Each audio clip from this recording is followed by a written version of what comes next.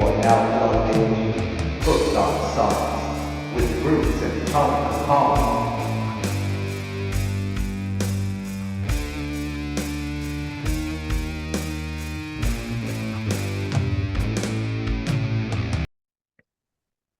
And we're live. What's up, everybody? Welcome to a special 420 Easter edition of Hooked on Sonics. I am one of your hosts, Bruce, and over there, as always, my brother from another mother, the Tone Capone.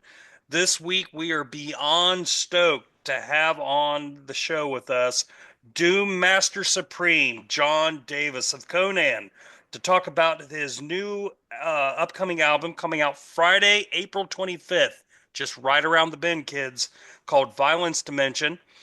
This is their seventh full-length release, and they just keep proving to the rest of the world that they are the leaders in this powerful genre of music.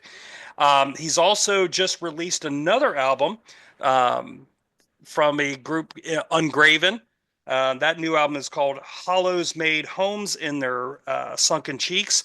We're going to definitely talk about that too. So without further ado, please welcome the powerful and attractive John Davis. How are you, sir? Hey, I'm good now. You call me attractive. I'm delighted. So yeah, it's all downhill from here. Yeah. No, thank you for that. It's nice to be here. Good to talk to you, lads. Absolutely. Yeah, John, thank you for coming So on the yeah, show, we're man. yeah. So we're the seventh album in.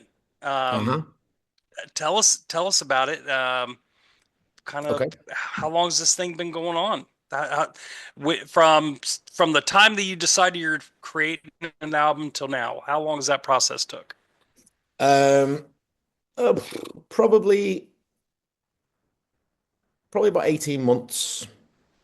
We released Evidence of Immortality in August 2022, I believe. Is that right? Yep. So as soon as that was out, we were like, okay, we need to think about a new album now because that's the way we are, because we know that it takes a while it's like pushing ping pong balls in a tube, sooner or later, the one you just pushed in needs to come out the other end, and it takes a while. So I'm always under pressure to get the next one started, or at least in my mind, I'm thinking of recording riffs, saving stuff. So as soon as we got that album out, that was like August 2022. I started to think like, we need to start working on some new tracks, but we didn't really get serious about it until about 18 months ago, maybe 2 years ago from here. Because what we always do, we end up posting on social media. We're going to start working on a new album soon, and that's kind of us being accountable then, and it puts a bit of pressure on us. And it's a nice way of sort of letting people know we're still active and we're not just resting on our laurels. Yeah. So a bit like Evidence of Immortality, we did a lot of the writing sort of separately, and I would send Dave and Johnny some ideas, some riffs. They would work on them at home, and then they would send me the details of, I like this bit, I like that bit. And then I would then work on it a little bit more at home and try and refine it a little bit. Sometimes I'd use Easy Drummer just as a bit of a backbone for a bit of sort of percussive structure to the ideas that I have, and that really helps a lot because there's a version of Easy Drummer 3 now where you can ask it to play along to a riff that you've recorded and it'll make up a drum pattern for you. Oh wow, That's Yeah, nice. instead of relying upon the drum patterns that it already has, it's like it's a bit more responsive, I guess. So yeah, we started sharing ideas, and then of course we got some studio time booked once we felt as if we were getting closer. And then we went into the studio, and basically all the ideas that we had were thrown out pretty much straight away. And we wrote the songs. We reintroduced some of those riffs and ideas, but basically the album, as you hear it now, I'd say about 70% of it was written like in the studio as we're just working through the drum parts. And he'd be like, oh yeah, this riff sounds cool, let's do that. And let's do that for 8 bars, and then we move on. And then we just like feel our way through the songs, and over time, that's been the way that we like to write music now. I'd say probably Blood Eagle was the last album that we did. No, to be fair, Revengeance was also quite a traditional writing method, like jamming regularly. We did do that for Revengeance, but since then we've just kind of come up with some loose ideas and then rehearsed sort of once or twice, and then we would just get in the studio, just book it, and just go full send because we work better under pressure. We always tell ourselves that we work. As soon as we get in the studio and we've like you got like 10 days or 2 weeks or whatever, the first 4 or 5 days really is setting the scene. So we're getting the drum patterns done. And I always work really well at Foal Studio. I don't know what it is, to be honest, but I always feel quite creative when I'm in that place. Mm. And it's a wonderful recording studio. It's quite an old one, in terms of like it's been established since like the 60s, I think, maybe even. Dave Anderson from Hawkwind and Amon Düül Oh wow. set it up. He doesn't work there anymore. He sold it on, but like so it's got that. It's just got a really nice atmosphere to it, and it's got a little house next to where you live when you're there, and it's just like something about it. So we got in there and we wrote the album, and we did a few edits and whatnot, and we had the album done apart from vocals Yeah. within the first. I think we were only there like 8 days, maybe. Maybe I'm wrong. Maybe it was 8 days or 9 days, something like that. We wrote the whole album and got it recorded. And then Chris mixed, got everything sounding like okay. And then we did, well, it sounded great, but it wasn't finished. But then we went away for a little bit while I wrote the lyrics. And so I just worked on the lyrics, and then we come back in and went to a different studio called Penny Lan Studio, which is only just up the road from Foal, 10, 20 minutes, maybe half an hour away. And we did the vocals in there. So me and Dave just went for it, and we recorded all the vocals in one day. And then that was it. We were done, came home, and Chris did what he does best and, mixed it all and got it ready for mastering. And it went off to James Plotkin, and James did what he does best and mastered it and made it sound super heavy. And it was, as kind of pressurized an environment it is to record an album, like especially our first one on a new label. It was it went incredibly smooth. And that's because the people we work with are super professional. Chris knows us inside out, obviously being our former bass player and is a long-term friend of ours. And so we know exactly where we stand with Chris, and we know that if he doesn't interrupt us, it's a good idea. Yeah. So we just keep doing more of whatever that is we're doing, and he's great. So that So yeah. brings that's going to bring me. I don't mean to interrupt, but that brings me to the Mhm. question. I know that Chris has stepped back and taken a bigger part of the production side of things, and we brought, we got David Riley in from Fudge Tunnel, Yep. and Yep. on bass, and I believe I got to see him with you guys last year. Yes. And man, you guys sounded great. Um, Thank you. what do you like that Dave brings to the table for Conan? Um, it's hard to say really, because I'm kind of easygoing on what people bring to the band. I'm not like it's not it's almost like as long as they're just decent people, Yeah, Mm. and 'cause what we do isn't complicated. right. No doubt about it though, Dave's style is different to Chris's. I wouldn't say better or worse, they're just different. Um, what I Their like, musical DNA is different. We talk about this all the yeah, time. You can yeah, have yeah. a bass player playing the same thing, but their musical DNA is different. You know what I mean? Yeah, totally. Yeah. I mean, having Dave come in and, the vast majority of his prior experience was in Fudge Tunnel. Having Dave come in from that sort of like he was in Fudge Tunnel for obviously for a while. They then split up. And then since then he'd just done a couple of other bands, super cool bands, Island Apes being one. They're still working now and they release some really good music and they're still playing. So to bring Dave in just felt like it felt like kind of surreal because he's in one of those bands that were a huge influence in me, in the early 90s when I started getting into sort of like more alternative styles of metal. So having Dave in the band was cool in that way, but when we brought him in, it didn't feel like such a big shift. So it's hard for me to say, "Ooh, when he come in, this change happened," because honestly, like he'd Dave had stepped in for Chris on a few occasions beforehand. Not just single shows, but also like festivals and tours as well. So it kind of didn't feel like such a big transition when Chris eventually left. Of course, we didn't, we were gutted that he left. We didn't want him to leave, but the reasons why he did so were completely cool.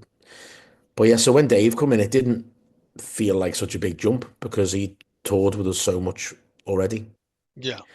So yeah, it was great. Where Dave's come in, he's terrible, and we all laugh about it in our group. He's terrible in airports. So if you wanna test out your blood pressure medication, take Dave on a flight to a festival somewhere, and he's the one who he always tries to get cigarette lighters through security. And he's always the one to get lost. In fact, the first time I ever went on a flight with him was when we played in Sonic Blast, and that was his first ever show with Conan.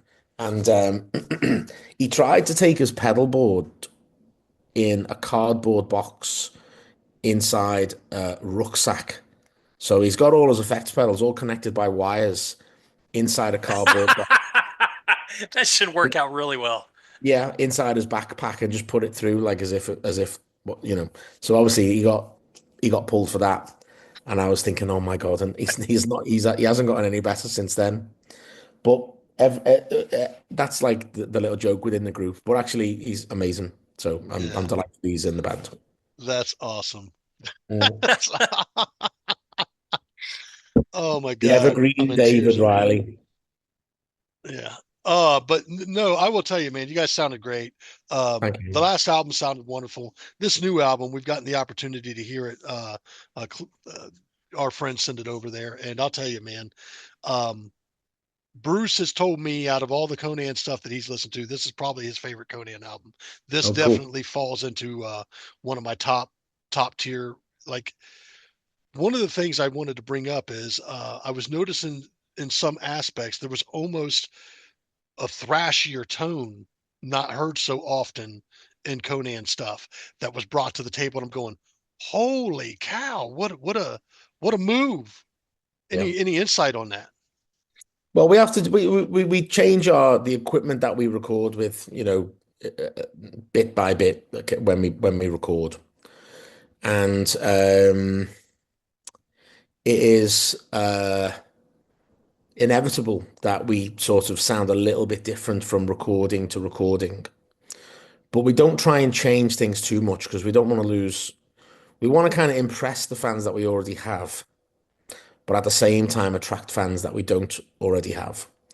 And that's a tricky one, really, because if we wanted to attract a wide array, we just pull out a straight metal album. But I don't think the established Conan fans would like that so much.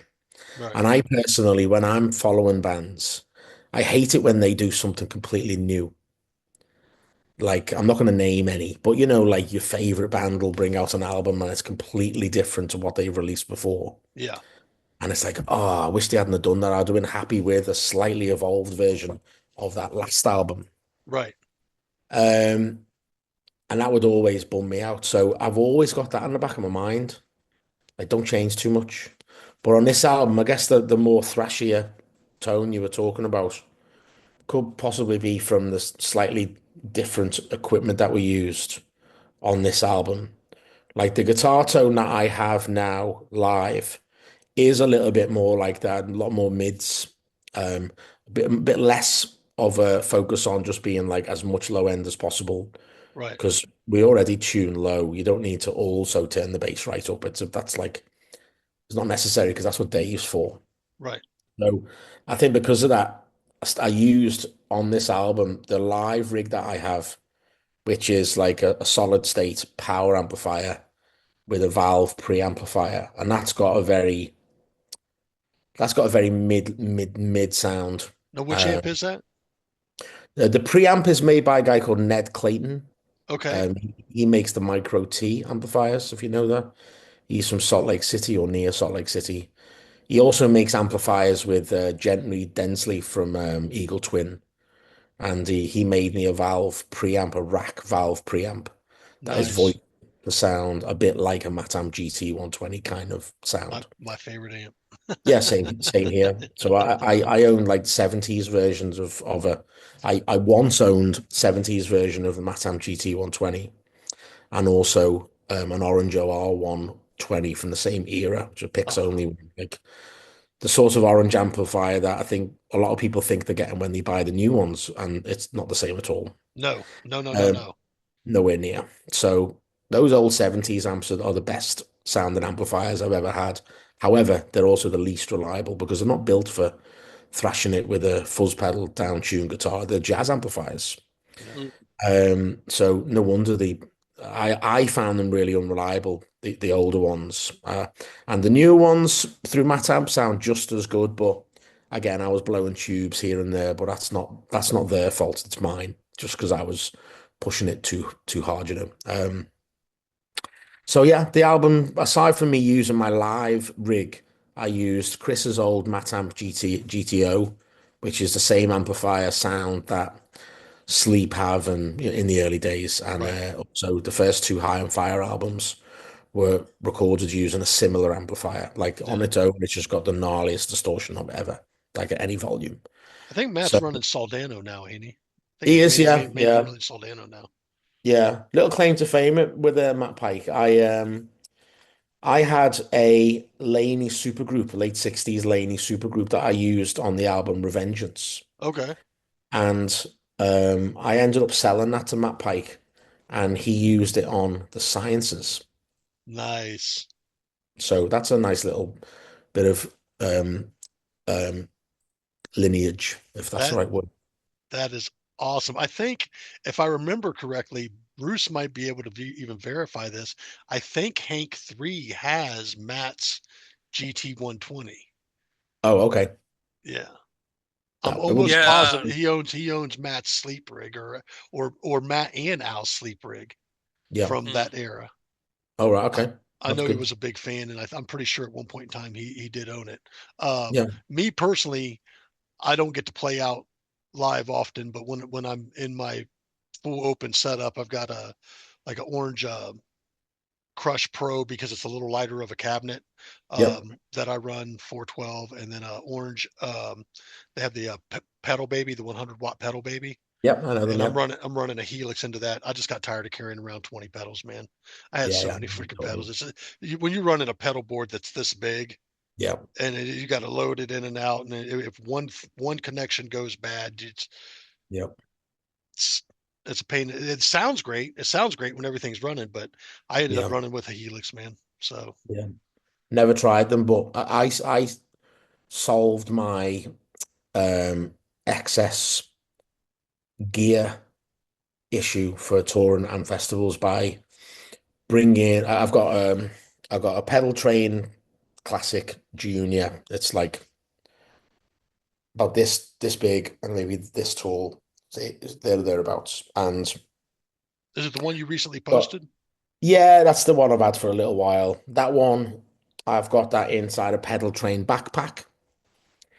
And in the front pocket of that backpack, I've got an SKR.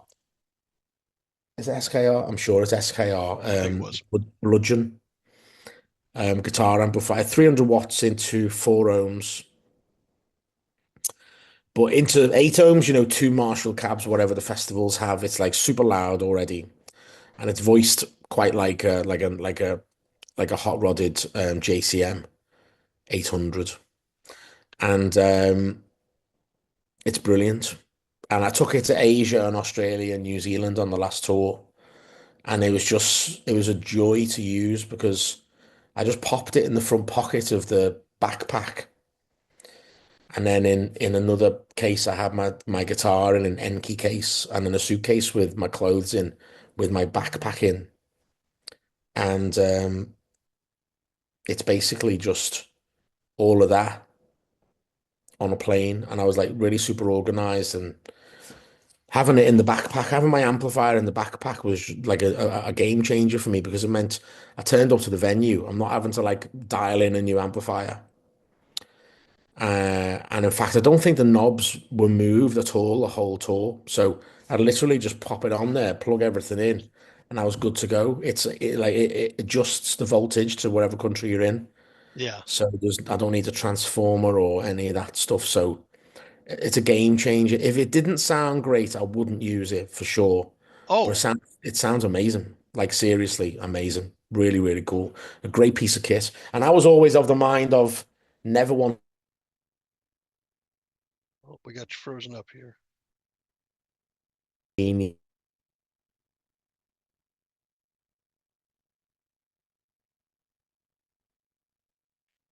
Looks like we're experiencing a small connection issue here, real quick. We'll go ahead and on Beetlejuice, and Oh, yeah, I love it. So I'm, and I've got consistency now at every single live show that we go to. Whether or not I'll use it in the UK depends on my current home rig because I have got that Ned Clayton amplifier, but certainly for festivals or fly-in shows, it's brilliant. nice. that's Yeah, awesome. it seems like one of the things that's been concerning for me, especially from groups in that area, man, is like with Orange Goblin kind of being done and wrapping things up. I tend to wonder what's going to happen with like the guys from Electric Wizard. I know Yeah. they're not pumping out a bunch of material. I think we're going to probably see maybe one more album from them, if I had to Okay. say so. And I'm looking forward to that as well. Hmm. Speaking of other albums, though, man, Friday I picked up over there on Bandcamp the Hmm. Ungraven Hollows Made Homes and Their Sunken Cheeks. Oh yeah. My question regarding this is, do you know when you start coming up with something, whether it's going to be a Conan project or an Ungraven project, or is it just like, you know what, this really kind of don't fit what's going on with either or, so I'm going to throw it over here? Um, now I do, but when I first started on Graven, it was the lines were a little bit blurred, to be honest. When I started on Graven, it felt like I was trying to write Conan riffs, but put it to a drum machine, and that's what Ungraven was like at the start. However, that wasn't really what I wanted to do. Was to be a bit like Godflesh, a drum machine with heavy riffs over it. But then the first time I tried playing that setup live was at a venue without a PA. So I couldn't really hear the drums because I had no, sorry, it did have a PA, but it didn't have monitors. It was in a practice space. Uh, We did a little tour with Fire Breather. You mentioned them before, and it sounded absolutely awful because I couldn't hear the drums. So I quickly realized that that wasn't going to be like a cool thing to do live. And then I brought in a drummer, Tyler from Tuskar, and eventually I brought in Dave on bass, Dave Riley. That was the first thing he did with me, and that was why I first got in touch with him, to be honest. And it just sounded too much like Conan. So back then it was hard to. I was writing riffs that would have been great for Conan. Onward She Rides to a Certain Death is sort of like an ode to Arvan Thunderhoof. It's like another song about Arvan. And um, when we played a few shows, played a couple of shows in with that. Sorry, we played one show with that lineup actually in London, and it was just too much like Conan. So when we when I sort of put it on ice for a little while when lockdown ended, and then I was like, "Do you know what? It'd be cool to write something in the drone sort of ballpark with Dave Perry, old friend of mine, synth guy through and through, and also a very talented musician, very talented bass player in particular. And I asked him to put a song on or to contribute to Grief Sequence on Evidence of I Immortality. knew you were going to mention that tune, man. Yeah. I knew you like. So we brought him on that song just because that song was a little bit flat the way it was. So we brought Dave in on that, and then I was like, you know what, that sounds great. I'll do an album with Dave and put it out as Ungraven, and then I just improvised two tracks, me with Chris, recording me at Foal, and we just did 2 tracks, super loud, just feedback and drone and guitars, and sent it off to Dave, and he put his bits on top of it.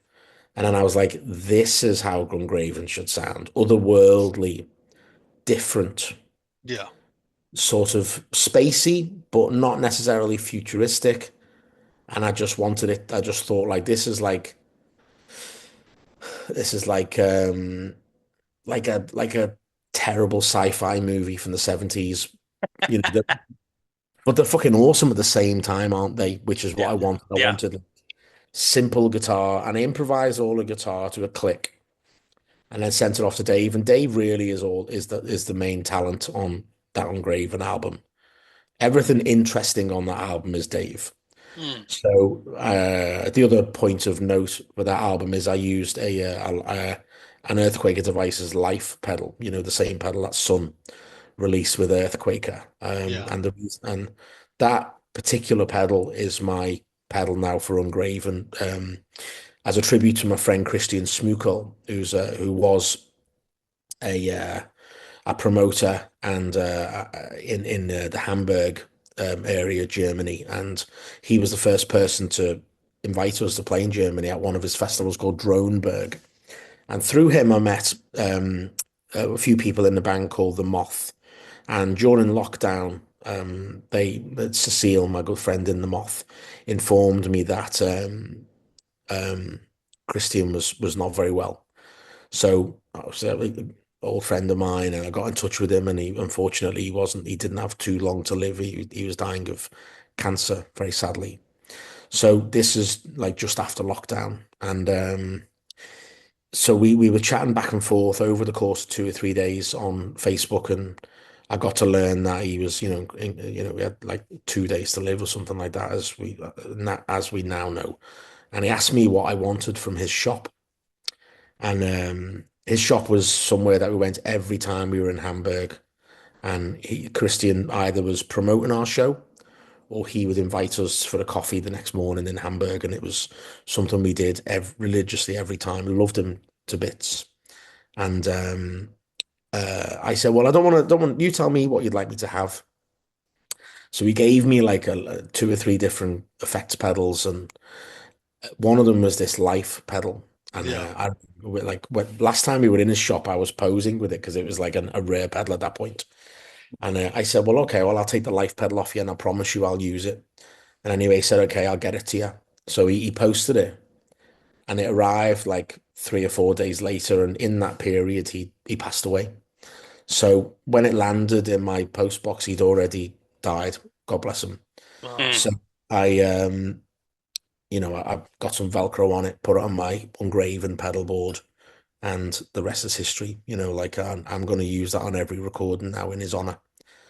Not only that, it sounds amazing. So it is, and it's like different to the fuzz pedal that I use in Conan. I like to sound a certain way, and I don't like to mess with it too much. That thing is a meaty fuzz Hmm. pedal. Like Hmm. when there's levels of this fuzz game, and that is epic echelon level fuzz type sound. And to own is it a first pressing? Do you know what that fuzz throne isn't? No, Okay, so I've had 3 or 4. The first one was just a demo of that pedal. yeah, The second one was a big silver one that was too big for that. I'm glad I don't have that anymore because it was too big for the pedal board. And then I think the third one was one that I gifted to somebody. And then the fourth one is the one that's on my pedal board now. nice. Yeah, they're pretty pricey, man. When it comes to pedals, Bruce, I know you and I've talked about it, and I've told you how much I've had wrapped up in just boutique pedals at one Yep. point. But once again, it becomes a lot to maintenance. It becomes a lot to carry. It becomes, especially, at minimum, I run 12 pedals. You're Hmm. talking fuzz, 3 stages of fuzz. I had Wow. uh, like a super fuzz. What was it? There was a mono, not a mono lord, but a wind hand style pedal that was Oh yeah, made by Stomp Underfoot that was I just know. meatier than shit. It was like a Green Russian muff. Uh, And he runs on that into on a Matamp GT 120, by the way. what's that? He runs that into a Matamp GT 120 whenever I've Yeah, seen them play live. Yeah, it's just a meat, man. Hmm. A lot of thick tone. Um, Yeah, and I've a got lot them of at that the thick tone is combined with down tuning the way that these bands do. You yeah. know, Hmm. John, if I had to ask you, man, what is I've seen lots of pictures you with several different guitars from Dunable and Gibson and Hmm. stuff and whatnot. Hmm. What's your workhorse guitar? What do you find to be the one you do most your writing and working with? Um, Good question. At the moment, and actually for a little while now, it's been a Bernie Les Paul custom triple pickup Black Beauty. And my second guitar is a Greco Les Paul custom, or like a white one, um, just with two pickups. And right now they are my go-to guitars. The Violence Dimension was written and recorded using the white one. Okay. The Ungraven album was recorded using the black one, with the Okay. burgundy one. And I have the same modifications done to all my guitars or the Les Pauls that I have. And I replaced the bridge pickup with the bare knuckle war pig. I take out the pickup selector and I have it just wired so that the bridge pickup is the only pickup that's active. And then I switch out the tuners for um, Goto 511 tuners because they're super fine tuned and they're really stable tuning. And that's the setup that I've got a guitar tech down the road who charges me 50 quid to do all that. So I just give it to him and have him do it. I like a lowish action, but not buzzy. And that's my setup. You're quite right. For a while there, I was using Dunable guitars, and I love those guitars. But for me, just being able to like really pull it close and fuck it, it's the Gibson style for me. I just love digging in, and there's something kind of really intimate about how that plays. Um, the Dunable guitars have like a Fender scale neck, which is a bit longer. And having played the Les Paul for a little while, it kind of feels like my arms out here a little bit with the Fender scale neck. So yeah, I really love the Gibsons. There's something about how they sound to me, just a little bit woolly and a little bit thicker sounding just to my ears. And I think a lot of that's to do with the pickup, actually. 'Cause both guitars sound exactly the same I through the wouldn't setup. I wouldn't disagree with you, man, because Yeah. I uh I I live on a pretty modest budget, and I'd love to own a Gibson Les Paul. But if I'm going Mm. to make that purchase, it's going to be the one that I want. I Yeah. actually own a good handful of Epiphone Les Pauls, Oh yeah. from custom models to studio models. I've got a smokehouse burst back there and a silver burst custom back there. That Yeah. there's nothing that feels more comfortable in the hand. Yeah. And the weight, it feels like you're playing a guitar. Mhm. I like guitars that have weight personally. Yeah. Same here. And the Les Pauls have definitely got that. They they there's something magical about them that I've never been as excited about opening guitar as I am when I get a package from Japan or wherever it is, and it's got like some weird like Les Paul in there. But I mean, the white one that I have actually travelled up and collected it from Sunderland, which is up in the northeast of the UK. Hmm. Nice. The guitar that I used to record Evidence of Immortality was an Orville Les Paul custom, and that was Japanese, and that came to me from eBay, and it was from a Japanese shop, and I got it super cheap. And also, he includes like an origami bird in there, and the package was like just amazing. That's cool. Yeah, so so the two Les Pauls that I got now, but they're both I've actually got them from the UK. But there's just something about there's something about the Les Paul. There's some magic to it that I can't explain. And I feel the same way about Fender Strats, but I don't own one. But I keep seeing them on eBay, thinking, do you know what? It'd be so good to get like a worn looking Strat just to jam on in the house. Because that was the very first guitar I ever had was a Hofner Strat Nice. copy, playing Green Day riffs to show mum and dad on the little Gorilla practice amplifier, and they absolutely hated me probably back then. But God, but those gorillas sound like shit, man. Yeah, They yeah, were yeah. they But you know were what? horrible. They are horrible, and especially if your guitar's not on tune, because I didn't really know how to tune it back then either. I've had a John, when did you actually start playing guitar? Um, Good question again. I think I must have been 16, maybe 14, 15, 16. So I remember I was playing the first musical instrument I ever had was a keyboard. Mm. And I was sorry, my mum's just come in to say hello. So I was playing keyboard and yeah, Hi, playing, Mom. hey, Hi, Mom.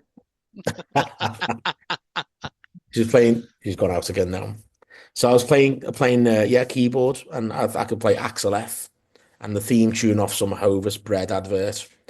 But then, yeah, around 16, 17, I started thinking I'd love to play guitar. And mum and dad bought me a Spanish classical acoustic one Christmas. And the sheet music for Fistful of Metal by Anthrax. So I don't know. I think they thought I was going to learn how to play that on my Spanish classical acoustic. And I always remember that with the guitar, brought with it a free book of chords and one guitar setup lesson. I remember going to this guy's with my dad. We went to this guy's flat and he tuned the guitar up and then he played the theme tune from MASH on it. And Oh, wow. I remember thinking, oh wow, so that's what I'm expected to be able to do. And I can't get anywhere near that song now anyway. Like, it's a great tune. But he did that all finger picking, and I thought, okay, I'm not going to bother with that.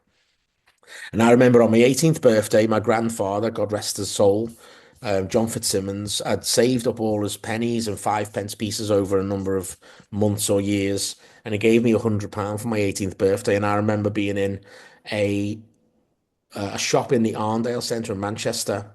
And the man in the shop was asking me what I did. I just started growing my hair long and stuff by then.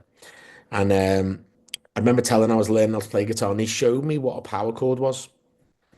And whoever that guy was, thank you, because from there I started learning Nirvana songs, and then it became like, that's really the main thing that I do in Conan. Some power chords and single notes, that's basically all I do. And so yeah, around about 17, 18 was then. But I had guitar lessons for a little while around about 16, 17 off this um, gay man called Keith. And I only reference his sexuality because I remember the last lesson we had, and he just moved into his house with his partner. And when I went and sat in the room where the guitar lesson was to happen, there was a pile of like gay porn magazines on the table. So as a 16-year-old kid, you know, times were different then. Right. And that was like, holy shit, I mean now, whatever, Yeah. but like back then as a 16-year-old kid, it was like, oh my God, like what, and it didn't feel, I felt a bit uncomfortable at that age. Yeah. And yeah, so that's what made those lessons stand out for me. And since, I mean, I hope he's doing well, but like, I didn't go back after that, but I just felt if for me as a young boy, you never experienced anything like that before. It was, It's awkward. yeah, it You was a should little, you should yeah, probably put that stuff up. Just probably put it up. yeah, we put it got just, we got kids coming over. All right. Yeah. yeah, exactly, exactly. And I was a kid. I was like 16 or 17, and but it wasn't his fault, and certainly no Yeah. hard. It was just at that age, it was a little bit weird for me. Yeah, no, absolutely. Oh, it So, happens. yeah, for sure. Mhm. So who were some of your biggest influences? Like, who made you decide to pick up a guitar, and like, what was your first album that you ever picked up? Um, when I first started playing, forget about the Fistful of Metal thing with Anthrax. So even though Yeah. they were a band that I was listening to, the first band that really made an impact upon my belief that I could play something worth playing was Nirvana. Mm, Wow. I saw them play "Smells Like Teen Spirit" on the show called The Word on Channel 4 in the UK, yeah. and I had "Smells Like Teen," I had um, "Smells Like Teen Spirit" on 7-inch single, and I sold it. Absolutely gutted I sold that because that might have been worth something. That was a first pressing as well. Absolutely. Yeah, and yeah, it would have been Kurt Cobain. And I started to think I dressed like him. I'd ripped jeans and a cardigan and grew my hair out and started taking heroin. I'm joking about the heroin. But I thought like I'm gonna just like model myself on him, and I started playing that kind of music. Mhm. And really, the first songs that I wrote were sort of trying to be a bit like Nirvana or Ash or the Foo Fighters kind of vibe when I first started being, in my first band. Yeah. So yeah, I'd say Nirvana was the first one, and then I discovered Fudge Tunnel and Nail Bomb and stuff like Yeah. that. Do I just you do you remember where you were when you heard that Kurt died? Yeah, I was working in McDonald's in Bootle Strand in Liverpool.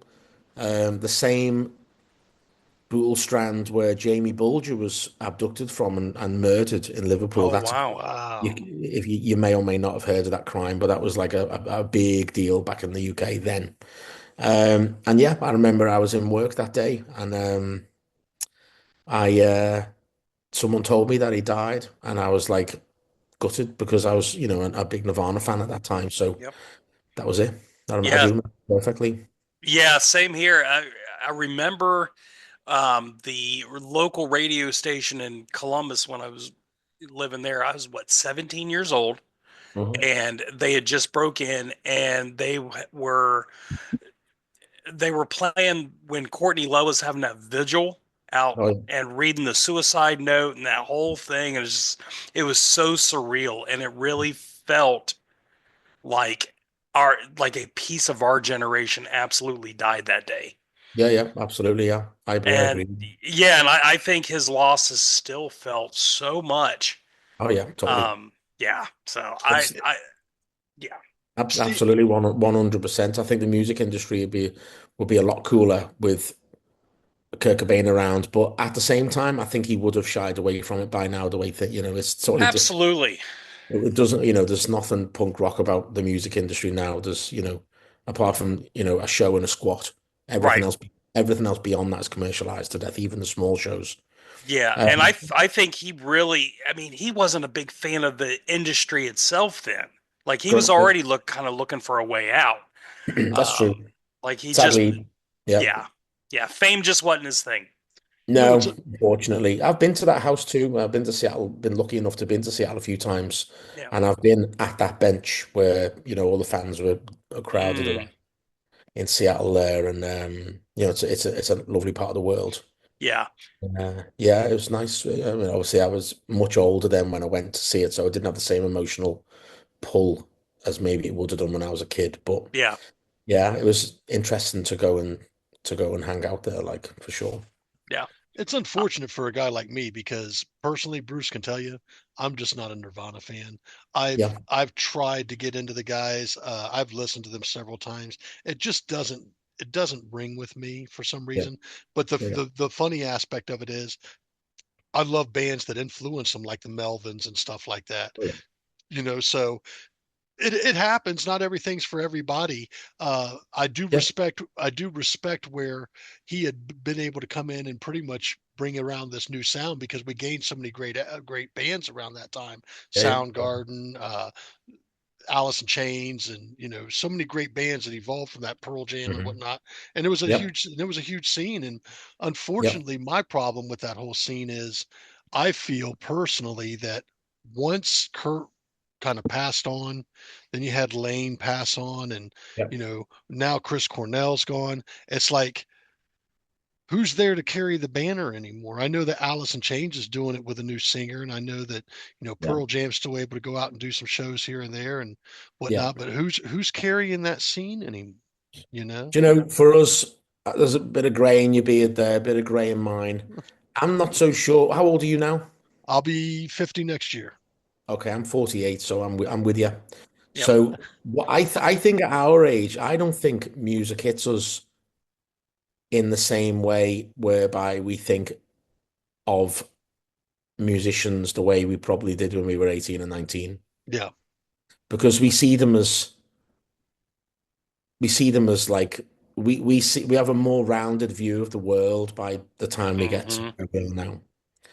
And um I so for us there will never be another Kurt Cobain. Yeah. You yeah. know, no, no, there just won't be. It's impossible because of biology. And I but I if don't you know, man. They did just bring back the dire. the direwolf, Well, Did you think they could take Kurt Cobain DNA and just bada bang, bada boom? We can create Kurt out of the blue like they did the dire wolf after 10,000 years. if they did, then maybe that would be cool. But then we'd be all nervous when he gets to the age of 27, wouldn't we? Yeah. Yeah, exactly. Yeah. Yeah. So like I don't think we'll ever feel the same way about musicians as we did when we were younger. Just the same way you won't feel the same when you catch a new music video, the same way you did when you probably saw it on Beavis and Butthead. Yeah. You know? Now, that kind of ties into a different question.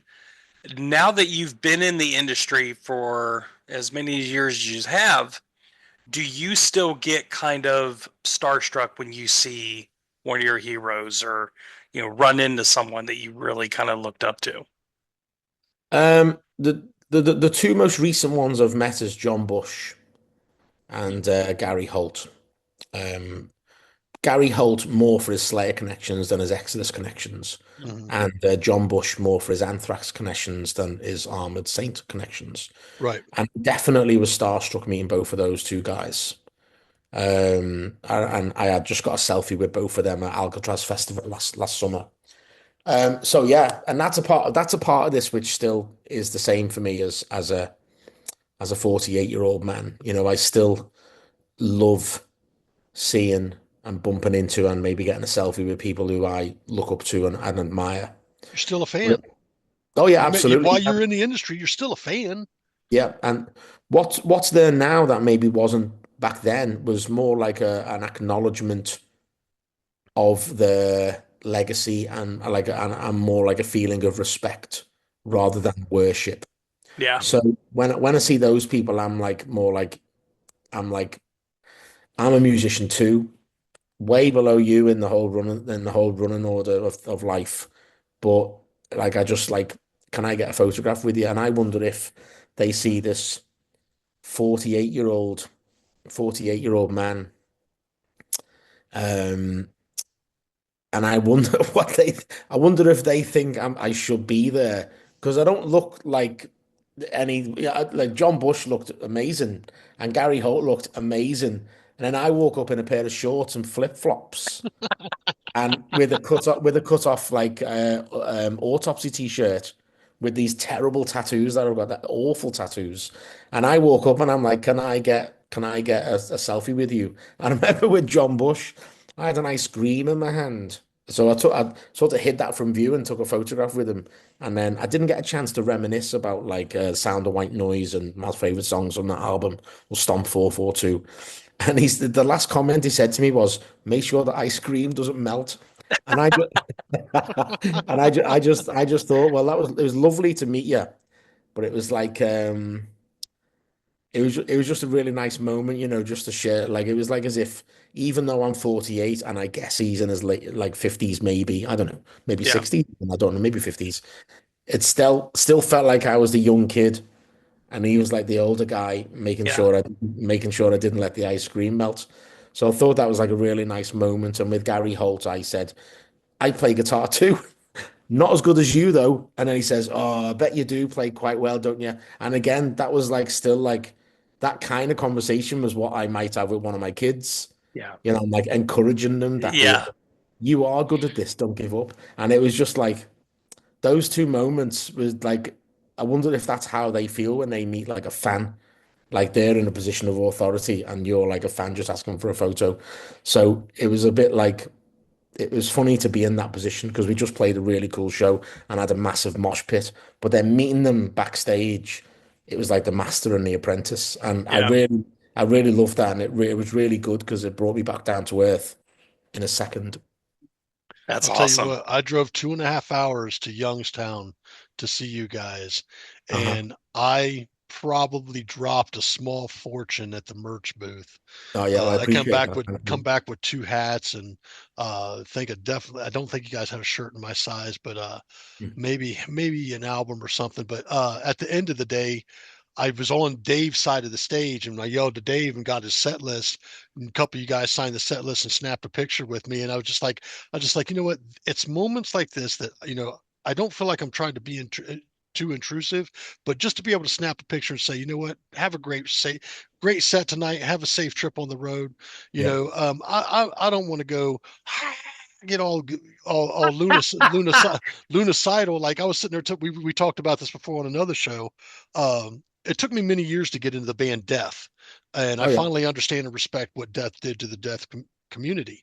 Mhm. And I got to go see the recent Death shows, Death to All, and Gene Hoglan is outside of the venue by his tour bus, and I'm almost to my car, and I can see he's getting ready to turn around and walk back in. And I said, I got one of two options here.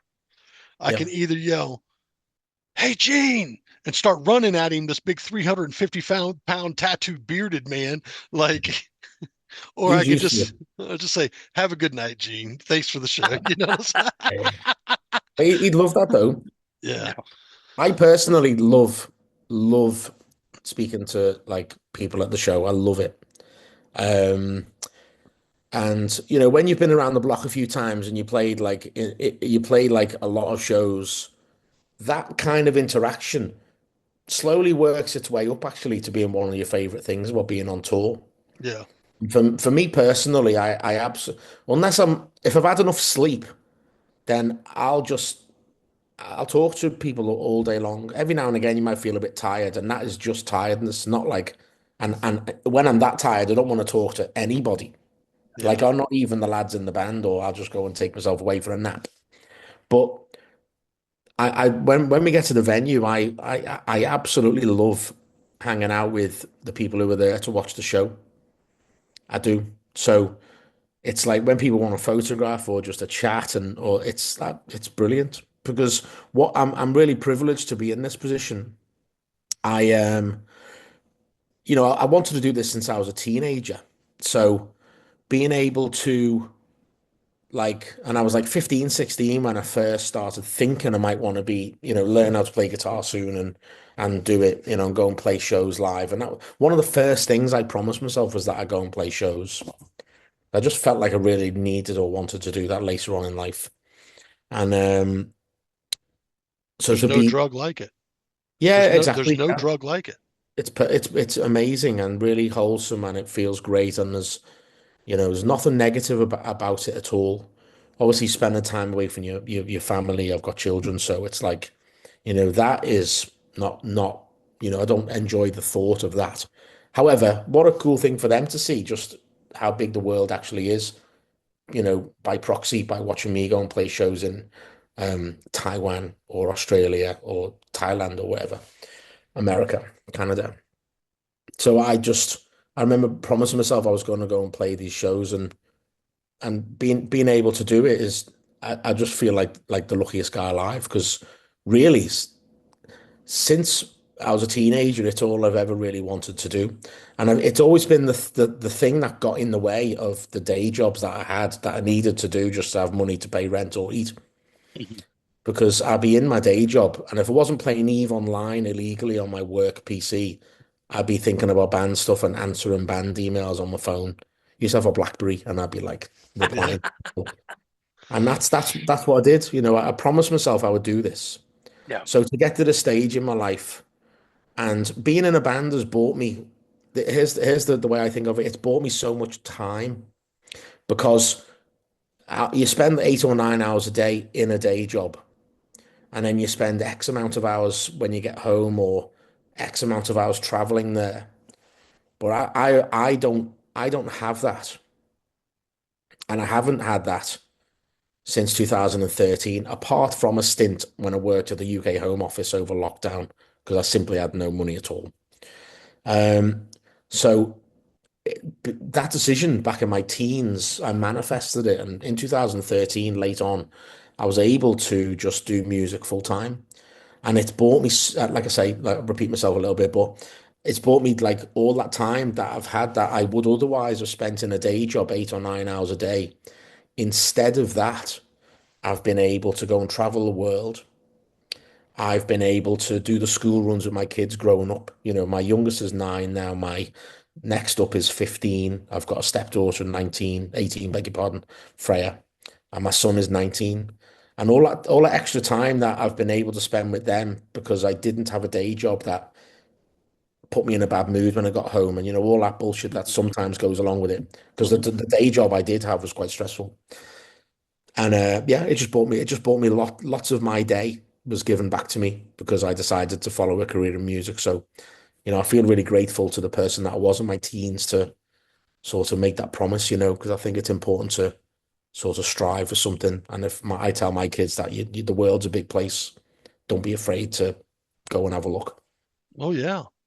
So Now, I know we're getting towards the wrapping this up here, but I do have one question that I ask everybody as a guest on the show, and this is one of my all-time favorite questions. Okay. What is the craziest shit you've ever seen on tour? Do you know, uh, probably a couple of things. And this probably doesn't sound that crazy to you guys there, but I remember we pulled into a gas station once and two lads pulled in on motorbikes and they had like automatic rifles strapped to the back. And they were just like getting some gas for the bikes and then off they went. But to us at that time, we were like, holy shit, what the hell? Like, that was like Where kind of, where were you at? I don't remember. Maybe, Youngstown, Ohio. yeah, it was last year. That makes sense. Yeah, yeah. So I've definitely seen that.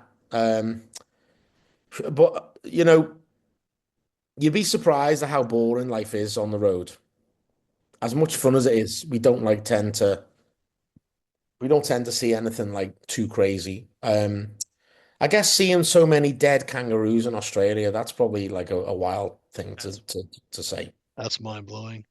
Yeah, but like I people ask me that occasionally in interviews like this, and I never really know how to answer it. For next time I'll think of something, but it's hard to come up with anything on the spot, to be Well, honest with you. shoot, we'd love to have you definitely again for next time. Bruce, you got any other questions? Yeah, I definitely want to know. Again, everyone check out Violence Dimension coming out this Friday, April 25th. And then John. Ungraven's release from last Friday. Mhm. What was the title of that? That was Hollows Hollows Made Made Homes Homes. in their sunken cheeks, man. And it's two tracks of dense, great ambient noise, man. I turned on Skyrim and started to sit down playing Skyrim with that in the background, and it was beautiful. That's what we made it for. Yeah. Yeah. John, what are some of your favorite tracks on Violence Dimension? Um, Desolation Hex, Mm, because the riff that comes in where the vocals are is just fucking like I love it, yeah. love it, and it's a relatively new song for us to play live, and that one is like just cool as fuck. Yeah. Warp Sword.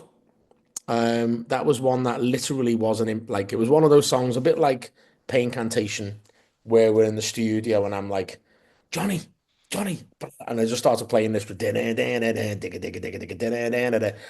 I was like, just fucking do it, just play along. Don't like just trust me, Johnny. This is gonna sound awesome. So I just played this riff and then Johnny started playing along to it, and I was like, yeah, and anyway, and that song was like a take or two and it was nailed.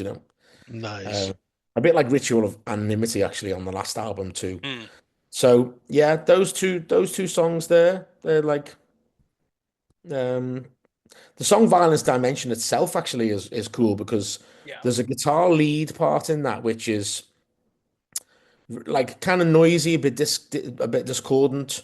But that really I got that sound by having like a high pass, a high frequency flanger, boss high HF2, I think it is. I forget now, but it only puts the flanger effect on the higher frequencies.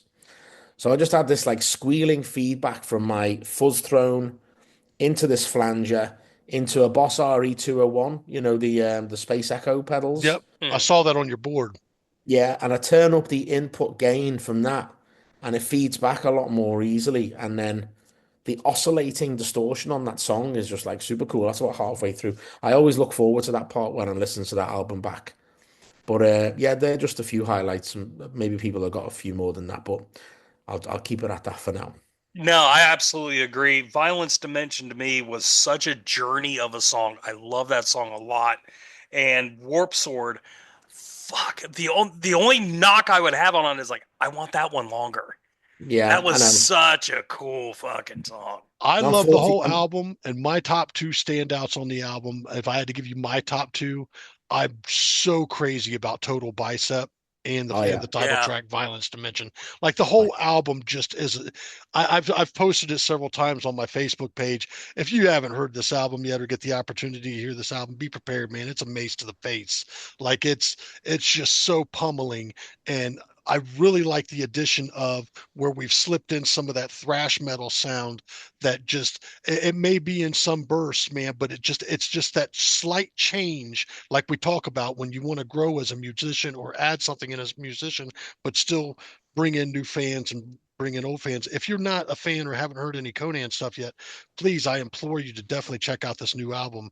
And if you get the chance, go, if you're into ambient style music, stuff that you could play to a soundtrack of a video game or something, even to a silent movie or something, go check out the stuff from Ungraven that was recently released. Um, Bruce, man, I just what an experience we've had today. John, thank you so much for stopping in and hanging out with us, Thank you. man. We'd Good love stuff. to have you on again sometime. One of the things that we'd like to mention to our guests is sometimes we do special shows, like we've got a 100th anniversary or a 100th episode coming up here soon, and we do panels at the end of seasons where we'll bring people on and discuss stuff like who was the best Black Sabbath singer, and we'll debate it and stuff and whatnot. If that'd be something you might be interested in dropping in and doing with us sometime, man, we'd love to have you on for that as well. Yeah, So totally. Yeah, just let me know. something to think about, man. I do reach out to you on Facebook. I try not to bother too much of your life. That's all good. No, do it as much as you like. I love it. But Is there I'll be anything so. you'd like to mention before we take off today, sir? Well, yeah, I'm actually developing a software platform called DropTune, Hmm.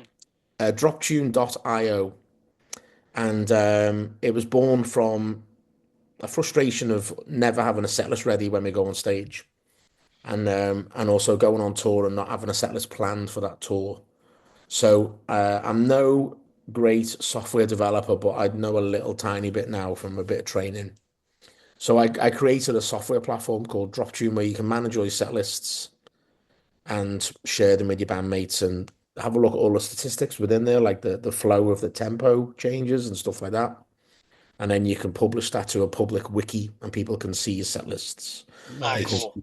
they can see all the graphs and they can watch the live video if you attach a live video to it using some of the input media that we have. So yeah, I would encourage people to check out DropTune.